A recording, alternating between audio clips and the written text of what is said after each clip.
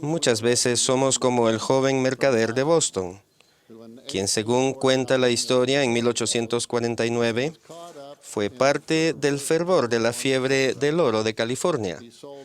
Vendió todo lo que tenía para buscar su fortuna en los ríos de California, que, según le dijeron, estaban llenos de trozos de oro tan grandes que apenas se podían cargar. Día tras día, el joven sumergía su batea en el río y salía vacía. Su única recompensa era una pila creciente de piedras. Estaba desalentado y en ruinas, listo para desistir, hasta que un día un viejo prospector con experiencia le dijo: «Muchacho, vaya montón de piedras las que tienes ahí». El joven respondió: «Aquí no hay oro. Vuelvo a mi casa». El viejo prospector caminó hacia el montón de rocas y dijo: «Desde luego que hay oro. Solo tienes que saber dónde hallarlo». Entonces tomó 2 piedras en las manos y las estrelló la una contra la otra. Una de las rocas se abrió y reveló varias partículas de oro que brillaban bajo el sol. Al observar la bolsa de cuero repleta del prospector atada a la cintura, el joven dijo: «Busco pepitas como las de la bolsa, no solo diminutas partículas». El prospector mostró la bolsa al joven, quien esperaba ver varias pepitas grandes dentro. Pero se sorprendió cuando vio miles de partículas de oro. El viejo prospector dijo: «Hijo, me parece que estás tan ocupado buscando pepitas grandes que te has olvidado llenar tu bolsa con estas preciosas partículas de oro. La acumulación paciente de estas partículas me ha dado una gran fortuna». Hola, un saludo para todos. Soy el hermano Steven Contreras y este es un video introductorio para la clase que corresponde para el día de hoy según el manual de Ven Sígueme para la escuela dominical. Al inicio de este video escuchamos el relato de el joven mercader y las partículas de polvo y al final vamos a ver qué tiene que ver con el tema que vamos a desarrollar el día de hoy. Así que comencemos por conocer un poco sobre el rey Benjamín.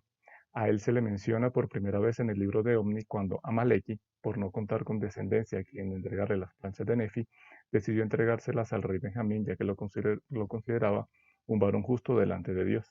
Gracias a Amaleki también sabemos que recibió el reino de la tierra Saraemla por parte de su padre Mosías y que tuvo una gran guerra con los lamanitas.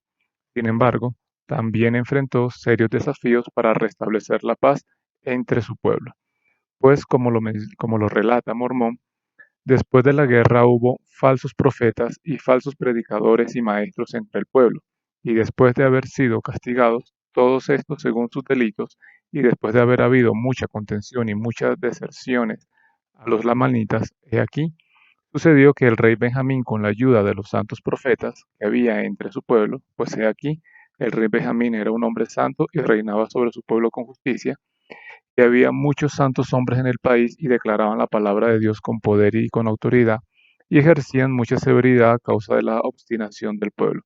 Así pues, con la ayuda de estos, trabajando con toda la fuerza de su cuerpo y las facultades de su alma entera, y lo mismo los profetas, el rey Benjamín nuevamente estableció la paz en el país. Esta paz duró todo el resto de su reinado y al final de su vida convocó a todo el pueblo de Saraenla para que se congregaran alrededor del templo y allí dirigirse a ellos por última vez. No es de extrañar que la gente respondiera tan masivamente a su llamado, lo que nos demuestra que era un rey muy querido por su pueblo. Este discurso que el rey Benjamín pronunció quedó registrado en el libro de Mosías y en la actualidad es un discurso muy citado por la cantidad de enseñanzas que comprende. Hoy solamente veremos una de ellas, pero los animo a que puedan leer el resto del discurso y estudiar las demás enseñanzas. Al inicio del discurso, el rey Benjamín pronuncia una serie de frases que nos permite conocer bajo qué principios de equidad, justicia y espiritualidad se basó para sostener la paz durante todo este tiempo. Y aquí he seleccionado algunas de esas frases. En la primera podemos darnos cuenta que el rey Benjamín no se creía superior por el cargo que tenía a los demás de su pueblo, como normalmente lo haría cualquier otro rey, sino que más bien demuestra que él es igual a cualquiera de ellos en cuanto a que está sujeto a enfermedades tanto físicas como mentales. También en la segunda frase, muestra que él consideraba su posición, su cargo, para estar al servicio de otros y no esperaba que el pueblo le sirviera a él. También no estaba pendiente de obtener dinero de su pueblo. De hecho, más adelante dice que él ha trabajado con sus propias manos para no tener que cargar de tributos, tributos que sean pesados para ellos cumplir. Además, tampoco permitió una serie de delitos que nos mencionan en el otro, en las otras frases, pero sobre todo, algo que destaca este rey es que él se enfocó en enseñar a las personas que debían guardar los mandamientos del Señor. Como podemos notar, estamos ante un rey muy particular, un rey que procuraba agradar más a Dios que a los hombres, que enfrentó grandes desafíos, pero gracias a su fe y su confianza en Dios los pudo superar. Ahora, al final de su vida, decide compartir de esa sabiduría para que nosotros nos podamos beneficiar de ese conocimiento. Ahora, esta introducción que él hizo al inicio de su discurso no lo hizo para jactarse delante del pueblo, sino que más bien fue una antesala para la enseñanza que quería darles. He aquí os digo que por haberos dicho que había empleado mi vida en vuestro servicio, no deseo yo jactarme, pues solamente he estado al servicio de Dios, y he aquí os digo estas cosas para que aprendáis sabiduría, para que sepáis que cuando os halláis al servicio de vuestros semejantes, solo estáis al servicio de vuestro Dios. Jesucristo también enseñó este principio con la parábola de las ovejas y los cabritos.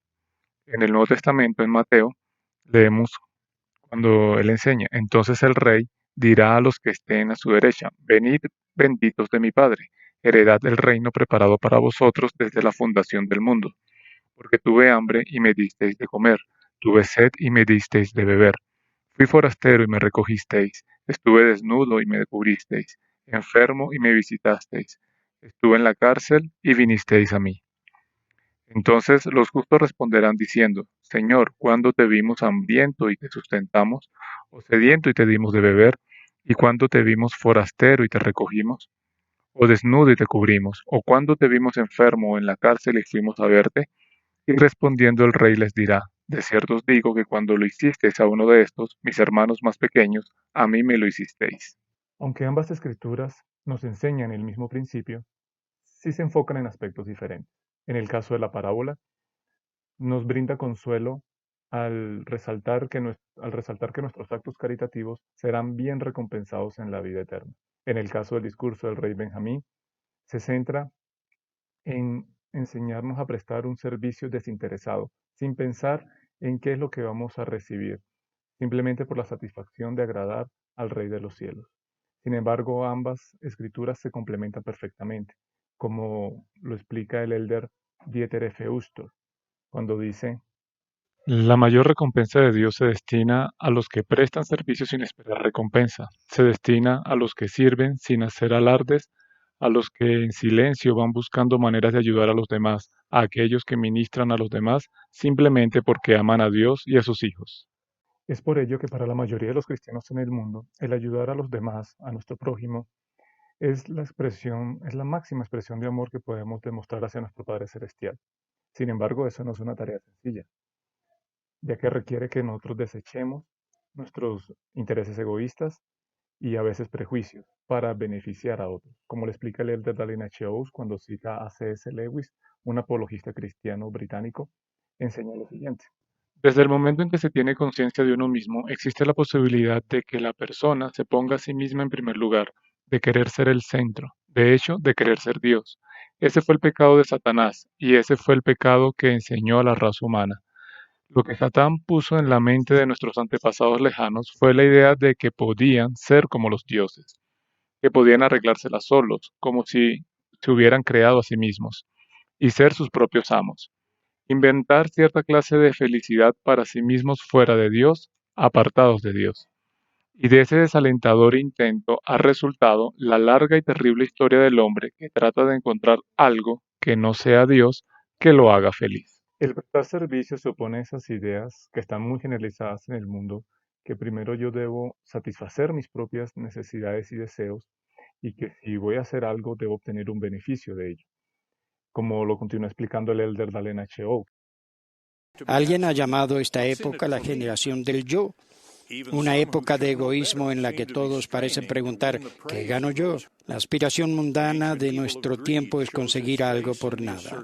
El antiguo mal de la codicia se manifiesta en el reclamo de derecho. Tengo derecho a esto o a lo otro porque yo soy un hijo o una hija, un ciudadano, una víctima o un integrante de algún otro grupo. El reclamar derechos por lo general es egoísta, exige mucho y da poco o nada. El concepto mismo en el que se basa hace que nos elevemos por encima de los demás. Esto nos aparta de la divina y justa norma de compensación de que cuando alguien obtiene una bendición de Dios es por la obediencia a la ley sobre la cual esa bendición se basa. Los juegos de azar son otro ejemplo de codicia y egoísmo. El jugador arriesga una cantidad mínima con la esperanza de conseguir una enorme ganancia que se logra al quitársela a los demás. No importa cómo se disfrace, el obtener algo por nada es contrario a la ley de la cosecha del Evangelio. Todo lo que el hombre sembrare, eso mismo segará. Los valores del mundo enseñan erróneamente que lo importante soy yo. Esa actitud corruptiva no produce ningún cambio ni progreso, va en contra del progreso eterno hacia el destino que Dios ha indicado en su gran plan para sus hijos. El plan del Evangelio de Jesucristo nos eleva por encima de nuestros deseos egoístas y nos enseña que esta vida consiste en lo que podemos llegar a ser. Hay muchas formas y circunstancias en las que nosotros podemos prestar servicios a otras personas. El primer ámbito, sin lugar a dudas, sería nuestro entorno familiar. Allí podemos encontrar muchos ejemplos, como lo son los sacrificios que hacen los padres por sus hijos. El elder Dallin H. Howe lo describe de la siguiente forma. Las madres sufren dolor y la pérdida de prioridades y comodidades personales para dar luz y criar a cada hijo. Los padres ajustan sus vidas y prioridades para proveer para la familia.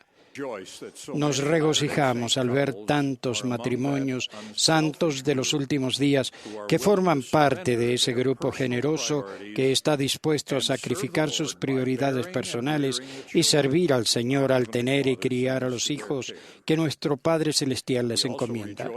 Nos regocijamos también por aquellos que cuidan a familiares discapacitados y padres ancianos. Ninguno de los que prestan ese servicio se pregunta, ¿qué gano yo? Todo ello requiere dejar a un lado la comodidad personal para servir desinteresadamente. Para los miembros de la Iglesia de Jesucristo de los Santos de los Últimos Días, la Iglesia es otro ámbito donde también podemos prestar servicio significativo, como por ejemplo es la administración, donde podemos velar el uno por el otro, por los miembros que son de una misma congregación. También tenemos los llamamientos en el que se nos ofrecen algunas responsabilidades para tratar algún asunto en específico dentro de la iglesia. También están los misioneros de tiempo completo, que son jóvenes que dedican 2 años de su vida para la predicación del Evangelio a partir de los 18 años. Tenemos los hermanos que prestan sus servicios como obreros de templo, quienes dedican ciertas horas a la semana para que las labores dentro del templo se puedan llevar a cabo. Y están los misioneros de servicio, que son hermanos ya mayores que renuncian a su comodidad de su pensión y se embarcan también en prestar un servicio en donde la iglesia lo requiera. Y un tercer ámbito serían nuestras comunidades. El programa Manos que Ayudan nos permite a nosotros, los miembros de la iglesia, a que junto con la ayuda de nuestros líderes locales podamos planificar actividades de servicio que ayuden en nuestras comunidades. Sin embargo, también se nos anima a que participemos en actividades en diferentes iniciativas comunitarias que sean de nuestro interés. Por ejemplo, en mi caso, yo soy donante voluntario de sangre, ya llevo varios años haciéndolo y el año pasado, por ejemplo, logré cumplir con la meta de donar sangre cada 3 meses, es decir, fueron 4 donaciones en el año.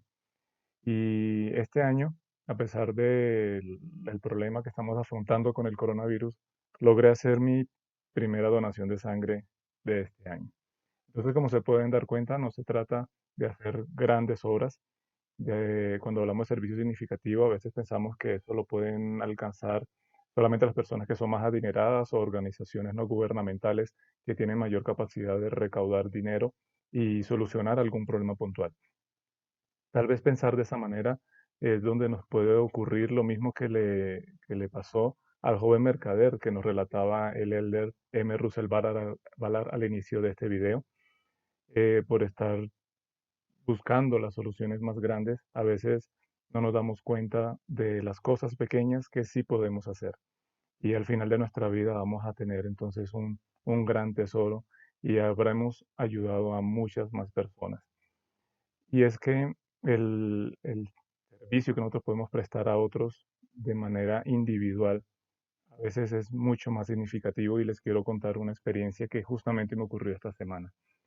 Estando aquí en este tiempo de cuarentena, un vecino llegó y nos tocó la puerta y pues nos preguntó que cómo estábamos, cómo estaba la situación aquí en la casa. Yo le comenté, pues bueno, que estamos bien, afortunadamente tenemos alimentos. En mi caso, pues yo sigo trabajando, pero en el caso de mi esposa, ella sí no le continuaron su contrato.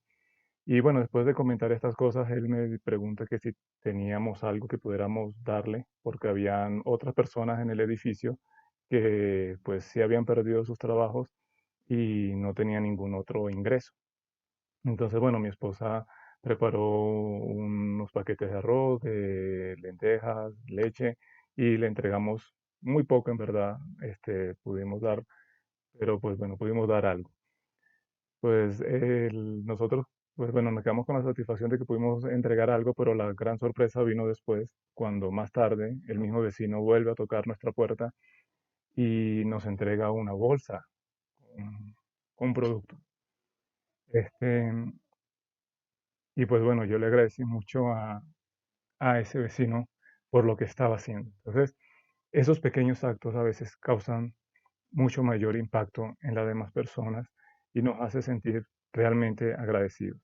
A veces nosotros ayudando a otras personas recibimos más ayuda o somos más beneficiados por ayudar a otras personas. Bueno, queridos hermanos, espero que este video les haya podido servir para que ustedes puedan continuar con el resto de los temas de la clase de hoy y en especial para que puedan dedicar un poco de tiempo en sus familias, en sus hogares y puedan discutir justamente de qué manera podemos ayudar a otras personas. Justamente estamos en una situación muy difícil con el tema del coronavirus y realmente sé que vamos a tener muchas más oportunidades de poder ayudar a otros, de manera, así sean cosas pequeñas, pero que lo podamos hacer.